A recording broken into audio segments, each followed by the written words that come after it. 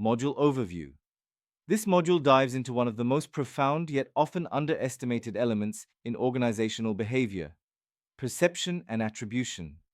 While organizations operate on logic, strategy, and systems, the lens through which people interpret situations, others, and themselves profoundly shapes their decisions and actions. Perception is the cognitive process through which individuals select, organize, and interpret stimuli to make sense of their environment.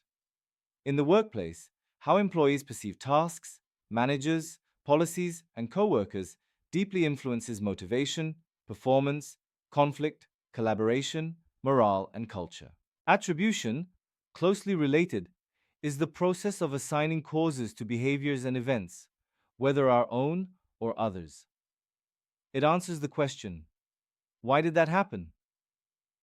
Understanding how people explain actions, errors, or successes allows organizations to build more accurate evaluations, reduce bias, improve teamwork, and prevent harmful misunderstandings.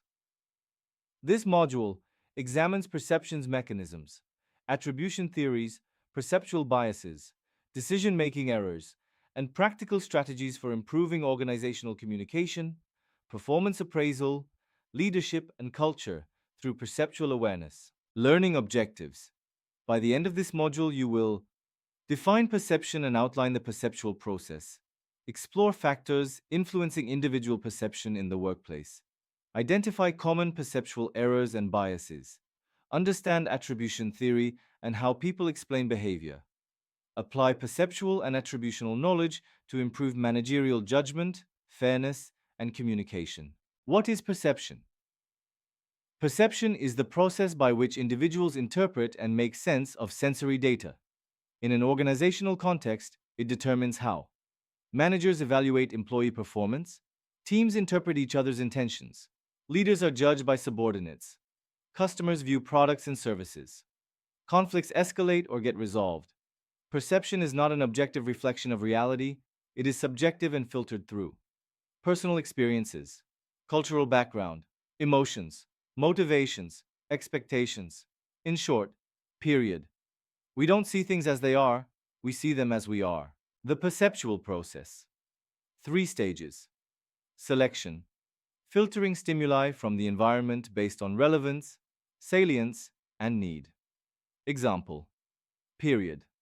A manager may notice lateness but ignore high-quality work.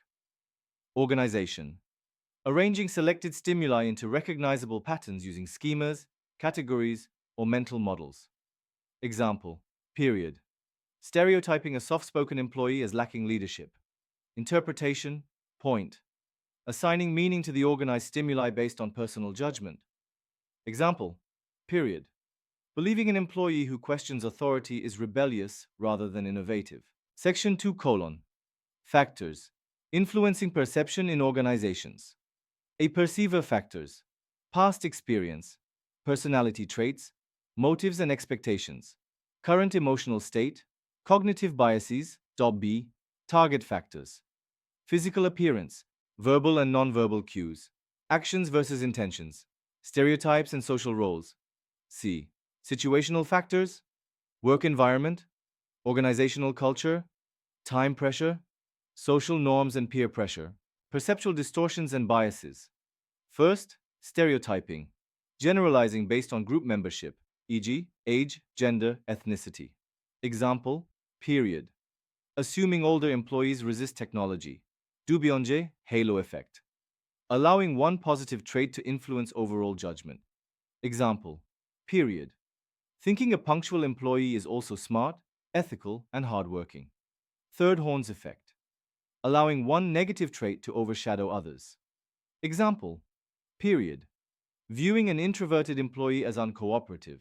Fourth, selective perception. Focusing only on information that supports existing beliefs.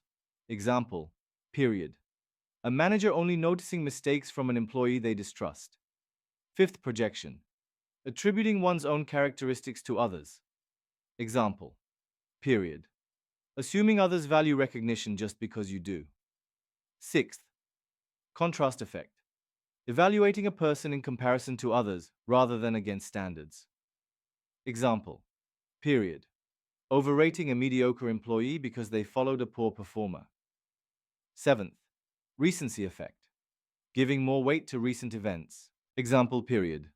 A recent error erasing an entire year of excellent performance. Attribution theory. Attribution is the mental process used to explain causes of behavior. Developed by Fritz Heider and expanded by Kelly and Weiner, attribution is central to managerial assessments, disciplinary actions, teamwork, and fairness. Types of attribution. Internal attribution. Dispositional.